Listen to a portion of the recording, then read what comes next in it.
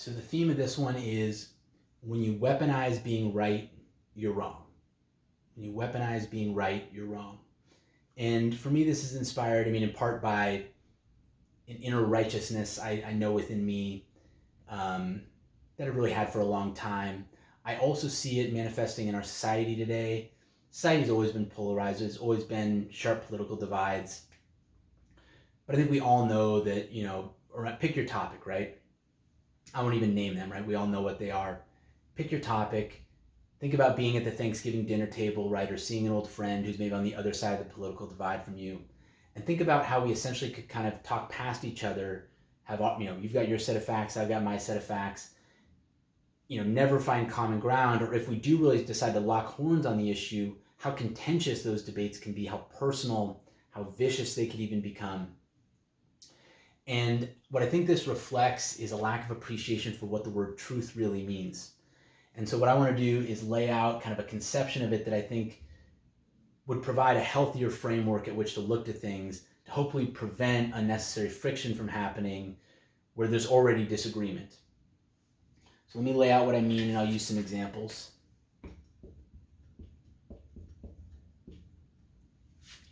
So let's say, for example, you got two people who are going down the street and they see a tree. And they decide to ask, hey, let's guess how tall that tree is, right? And this person says, I think the tree is 14 feet. And this person says, I think the tree is 9 feet. And so they get a little ladder or something like that, go up to the top, and they use a tape measure to go down, and they even maybe have like a laser finder thing that can tell you the distance, and it turns out that it's 14 feet. So what we know obviously is this person who guessed 14 feet was correct in this particular case. This person who guessed 9 feet was incorrect. Now, what I think happens a lot, what I know I often do, is when I sense that I'm right and the other person's wrong, I immediately do something like this in my brain. I think I'm better than you, right? And what's tricky about this is there's truth to it in the sense of my guess in this particular case was better than yours in terms of accuracy. Right? That would be, I think, the most honest formulation of what I'm thinking or feeling. But the ego doesn't like that. That's too wordy. That's not visceral enough. We want to punch. We want something, powerful. And so I was better than you. I am better than you. I am greater than you, right? I find my ego in my mind doing this anytime I sense that I'm more right than another person. This then makes me, again, because I'm feeling righteous, I'm feeling empowered, I may start condescending to the other person. Or if it's like a topic that I think is important, say climate change, for example, right? I'm like, oh God, this is an existential crisis, and you're wrong about this, I'm right about this. I may use this as a justification to try to attack you, right? And, physical attacks I don't really engage in, but definitely verbal or emotional attacks, trying to shame you, trying to push you into a corner, something like that. And I think if we're being honest, and I'm talking maybe about folks who are kind of more like me on this, it's like we're doing this all the time now. We're scrolling our news feed and we're kind of hate scrolling as we go. We're looking at news articles. Oh God, what do these idiots do now? And what's crazy about this is on both sides of the political divide, I think we're both doing it to each other and we're equally thinking we're right. What are these idiots doing now? Oh my God, can you believe what these fools are up to now? Can you believe what they're buying into now? Right? And the right, the conservatives have their stories about what that is. The left and the liberals, which is my side, has their stories about what that is. But really, I think what we're doing is we're playing into this kind of foolish ego game, and we're kind of giving ourselves this sense of self-gratification by buying into this idea that we're therefore better than other people. And the theme, here is when we weaponize being right, we're wrong. I think the point is being right on a particular issue is one thing, but then using that as justification to attack or demonize another person actually immediately flips it around and makes this more true than this. So even if, say, initially this was me and this was you, and I made the 14-foot guess, and hey, sure, turns out the evidence backs me up on that. I could say again, my guess or my position on that was better than yours. But as soon as I start playing some game in the realm that really matters, which is a matter of interpersonal relations, respect, right? Go back to what we teach our kids, go back to what we teach our kids in school about what matters, right? Respecting people, honoring people, right? As soon as I'm using correctness as a justification to be a jerk, right? Or worse, now all of a sudden actually the opposite's true. But because I'm so fixated on righteousness, I never even get to this realization.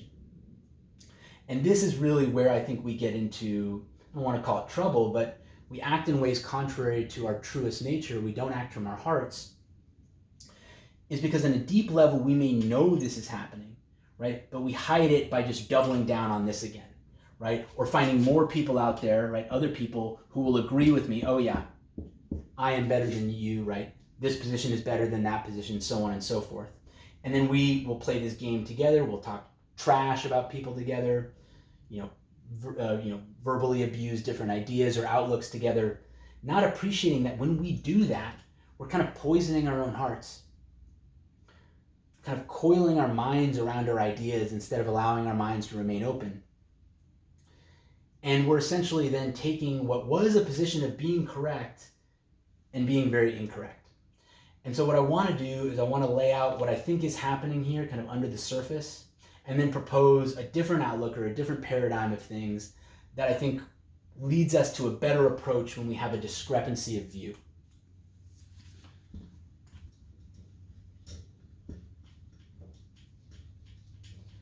And so what I'm seeing here is that pattern I just described, that pattern I fall into of taking a superior position on a particular issue as a basis for interpersonal superiority. That for me is a symptom of being in a scarcity game. And I'll represent the scarcity game with these two symbols. I don't mean for them to be touching. We've got the yin-yang on the bottom here. And then we've got like a column of good and bad, right and wrong up here. And when we're in a scarcity mindset, right, the underlying theme of scarcity is not enough. There's not enough. Right? The opposite of scarcity, which is going to be over here, is abundance. Scarcity says there's not abundance, there's not enough. We need to divide things, right, into good and bad, right and wrong, so that in the future we don't make the mistake of dealing with the bad thing again or the wrong thing again. We stick only to the good. Why? Because there isn't enough time, there isn't enough resources to continue making that mistakes or continue exploring that opportunity. We need to shut those down, tighten our tracks, and move forward, right? Now, something about this has like a weird appeal to us because it feels efficient, it feels decisive, but notice the scarcity underlying it. And I think maybe that's like a larger takeaway teaching that I'm trying to give myself here, is these scarcity mindsets, they really have a way of looking like power, right? But if you look at them, there's a deep weakness and a deep lack of faith inside of them, which really sees the world as a zero-sum game and sees this world as this race we need to wriggle through. And if we can treat other people and their viewpoints as waste, right, as like human garbage, and justify putting them over here, I put you over here, I put me over here, I put my viewpoint on this position here, I put your viewpoint on this position here, this then leads me to coil around these, right? Hoard these, track these, and then anytime these come into my field awareness, spit them out.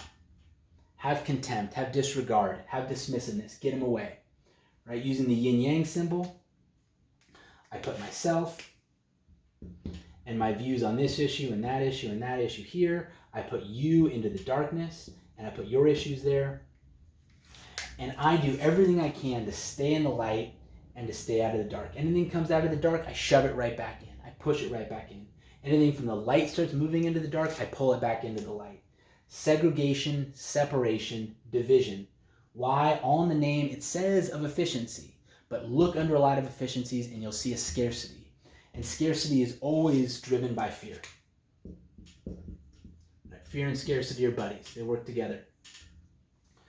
And if we're letting fear being one of the dominant paradigms of our life, if it's leading us to decide what relationships we have with people and with ideas and with notions, if it's then helping to determine our behavior and our attitudes toward other people, it's no surprise that there's so much toxicity, so much venom between us, because what we don't appreciate is in the name of efficiency, in the name of trying to be right, we've allowed ourselves to go down the wrong road.